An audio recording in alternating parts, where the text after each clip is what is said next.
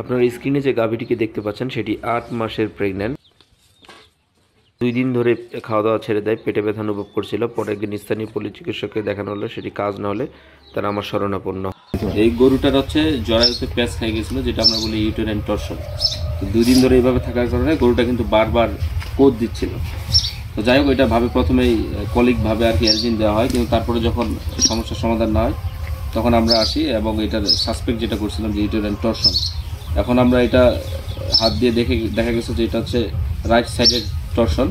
এখন আমরা এটা আর কি রোলিং করব, রোলিং করে যদি ইনশাল্লাহ হয়ে যায় তাহলে আর আমরা ফার্দার কোনো সার্জিক্যাল কিছু হাত দেবো না।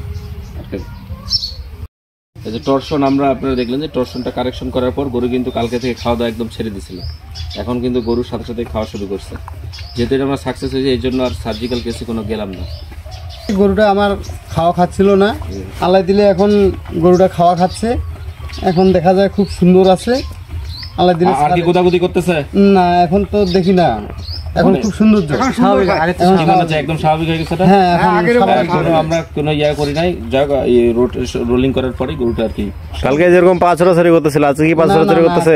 খুব সুন্দর। এখন খাবারই খায়নি কালকের থেকে, আজকে গরু অনেক সুস্থ দেখা যায়।